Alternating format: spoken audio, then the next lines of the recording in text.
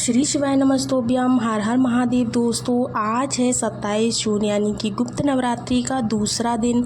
और बहुत अच्छी बात यह है कि आज इस आषाढ़ मास के गुप्त नवरात्रि का शुक्रवार पड़ रहा है। शुक्रवार का भी दिन है जो कि इस पर्व को और भी खास और भी विशेष बनाता है। यह उपाय आज हम लोग करने वाले हैं माँ लक्ष्मी को खुश करने के लिए। और अगर हमें माँ लक्ष्मी को खुश करना होता है तो आपको पता है कि हमें कमल गट्टे का इस्तेमाल करना चाहिए। तो आप लोगों को इस उपाय के लिए 2 कमल गट्टे और 2 दीपक वाला उपाय आज हम बताने जा रहे हैं, जो कि आपको आज रात में अपने घर पर करना है।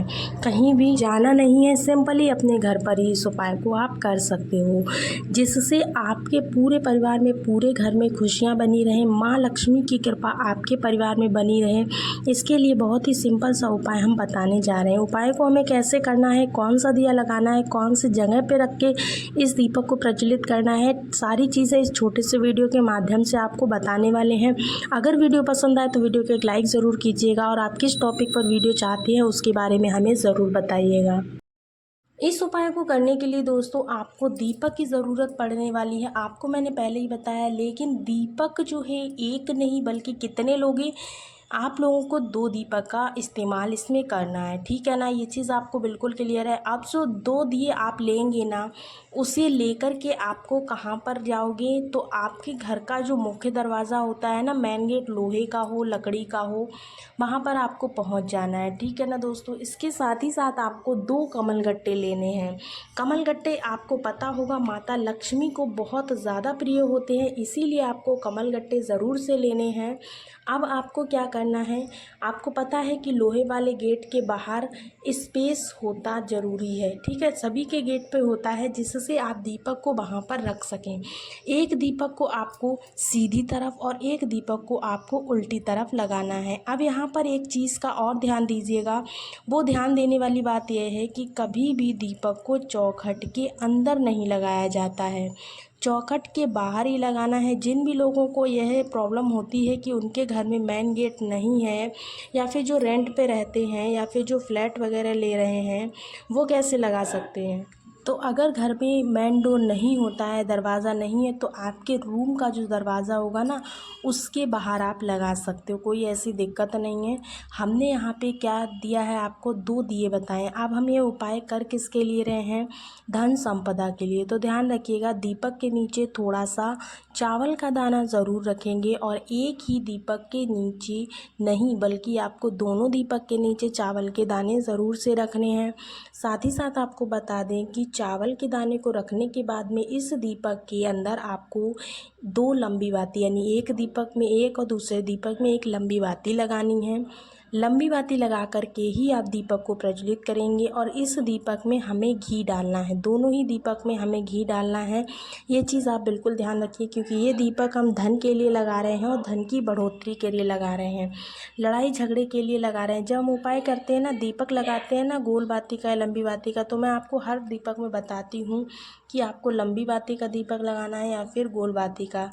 आपको इस तरह से दीपक लगा लेना है। इसके साथ ही साथ जब आप दीपक प्रज्वलित करेंगे तो आपको एक विशेष काम करना है। वो कौन सा काम है, देखिए आपके पास में 2 कमल गट्टे हैं। अब आपको करना क्या है, जब आप दीपक प्रज्वलित कर लेंगे, दोनों बत्तियों को आप जला लेंगे, तब आपको जो लंबी बाती आपने लगाई है ना, इस बत्ती का मुख आपको किस तरफ रखना है, तो इसका भी बहुत ही विशेष रूप से आपको ध्यान रखना है। मुख आपका दक्षिण दिशा में नहीं होना चाहिए, और किसी भी दिशा में हो लेकिन दक्षिण दिशा में नहीं हो, ठीक है ना। दक्षिण दिशा में दीप प्रज्वलित नहीं करेंगे। दीपक जलाने के बाद इसके अंदर क्या डालना है, आपको घी मैंने पहले ही बता दिया है। साथ ही साथ आपको क्या करना है, जब दीपक आप जला देंगे तब आपके पास में जो 2 कमल गट्टे हैं, एक एक कमल गट्टा दोनों दीपक में आपको डाल देना है, ठीक है। इस चीज़ का विशेष ध्यान रखिएगा, कमल गट्टा ज़रूर से डालिएगा। एक कमल गट्टा आपको रिद्धि का नाम लेकर डालना है, दूसरा कमल गट्टा आपको सिद्धि का नाम लेकर डालना है।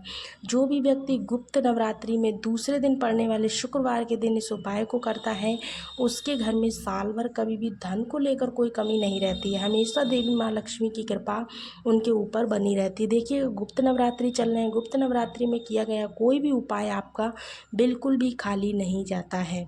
चलिए, ये तो हो गया हमारा आज का पहला उपाय। दूसरे उपाय की अगर हम बात करते सकते हैं। तो दूसरा उपाय, घर परिवार में कभी भी पैसों की कमी ना हो, दिक्कत की कमी ना हो, इसके लिए ये भी उपाय धन को लेकर के ही है। दूसरा उपाय आपको करना है बेलपत्र के साथ में। सबसे पहले हमें लेनी होगी एक बेलपत्र जो कहीं से भी कटी पिटी ना हो। अब इस उपाय को करने का फ़ायदा क्या रहेगा, तो हमेशा ध्यान रखिए ये वाला उपाय जो है हमेशा आपके ऊपर अगर कर्ज चढ़ा हुआ है तो कर्ज को उतारने के लिए होता है। ये उपाय कर्ज को बहुत जल्दी उतारता है। तो उपाय को पूरा सुनिए, तभी आपको चीज़ें अच्छे से क्लियर समझ में आएंगी। आपके घर में पैसे आने में कमी नहीं है, लेकिन टिक नहीं पा रहा है। ये चीज़ बहुत सारे घरों में होती है कि पैसा तो बहुत लेते हैं, कमा भी बहुत लेते हैं, लेकिन टिकता नहीं है। तो क्या करना होगा, आपको इस उपाय को फॉलो करना होगा। आप लोगों को एक बहुत प्यारी बेलपत्र लेनी है। हमेशा ध्यान रखिए बेलपत्र कभी भी कटी पिटी मत लीजिएगा। इसके साथ आपको एक और चीज़ लेनी है जिसका नाम क्या है, तो देखिएगा, पहली चीज़ बेलपत्र हो गई, दूसरी चीज़ आपको लेनी है कमलगट्टा। सबको पता है कि लक्ष्मी माँ को प्रसन्न करने के लिए कमलगट्टा बहुत ज़रूरी है, ठीक है ना। कमलगट्टा ले लेंगे, साथ ही साथ आपको पहुँच जाना है शिव जी के मंदिर में। क्या करेंगे, शिव जी के मंदिर में या फिर घर के मंदिर में जहाँ पर आपकी शिवलिंग रखी हुई है वहाँ पर आपको पहुँच जाना है। ध्यान रखिएगा एक तावे के लोटे में जल जरूर से भरिएगा। उस जल के अंदर आपको कमलगट्टा ज़रूर से डाल लेना है। जितने भी उपाय की बातें कर रहे हैं कोशिश करना है सारे उपाय आप प्रदोष काल के बाद में ही करें, और मन हो तो आप इस उपाय को घर पे कर सकते हो, मन हो तो आप मंदिर में कर सकते हो। ऐसा कोई पाबंदी नहीं है कि घर में करना है या मंदिर में करना है, ठीक है ना। गंगा जल डाल लिया, एक कमलगट्टा ले लिया, मैंने आप लोगों को एक बेलपत्र बताई है। साथ ही साथ अब आपको क्या करना है, जो बेलपत्र है उसको समर्पित करना है भोले शंकर के शिवलिंग के ऊपर। कैसे समर्पित करना है, तो हमेशा ध्यान रखिए बेलपत्र को उल्टा समर्पित कीजिएगा। उसके ऊपर आपको तावे के लोटे का जो जल आप लेकर गए हैं उस जल को बेलपत्र के बिल्कुल ऊपर आपको एक धार में, कौन सी एक धार में आपको समर्पित करना है। एक चीज़ हम आपको यहाँ पर क्लियर बता दें कि कभी भी आपको जल भोलेनाथ पर जब भी जल चढ़ाएंगे तो एक धार से ही चढ़ाएंगे, धार टूटनी नहीं चाहिए।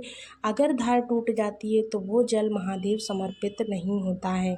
अगर आप चढ़ाना चाहते हैं तो सबसे पहले गणेश जी पर चढ़ाइए, फिर कार्तिक जी पर चढ़ाइए, फिर माता अशोक सुंदरी पर चढ़ाइए, लेकिन सबसे बाद में आपको शिवलिंग पर चढ़ाना है। वो जल आप धार तोड़ नहीं सकते हैं, ठीक है ना। आपके घर परिवार में कोई भी दिक्कतें, कोई भी परेशानियां, कोई भी तकलीफ़ें नहीं आ सकती हैं। ये चीज़ का आप विशेष ध्यान रखिएगा। धन संपदा का ये उपाय बहुत ईजी है, बहुत आसान है। आप सभी को अपने घर पे करना है। क्या करना है, अब जो कमलगट्टा आप लेकर गए उस कमलगट्टे को आपको माता अशोक सुंदरी वाले स्थान पर, कौन सा स्थान, जो माता अशोक सुंदरी का स्थान होता है उस स्थान पर उस कमलगट्टे को समर्पित कर देना है। जल आपने चढ़ा दिया, कमलगट्टा आपने समर्पित कर दिया, साथ ही साथ बेलपत्र भी आपने समर्पित कर दी। इतना करने के बाद में अब आपको महादेव के मंदिर में या फिर घर में जहाँ भी आप उपाय कर रहे हैं वहाँ पर बैठ करके आपको श्री शिवाय नमस्तुभ्यम मंत्र का 11 बार उच्चारण करना है, या फिर आप महामृत्युंजय मंत्र का भी उच्चारण कर सकते हो। इससे आपको बहुत ज़्यादा लाभ मिलने वाला है, ज़रूर से करिएगा। होप सो उपाय आपको बहुत अच्छे लगे। अगर पसंद आए तो वीडियो को लाइक ज़रूर कीजिएगा। मिलेंगे आपको अगले एक नए वीडियो में नई जानकारी के साथ, तब तक के लिए राधे।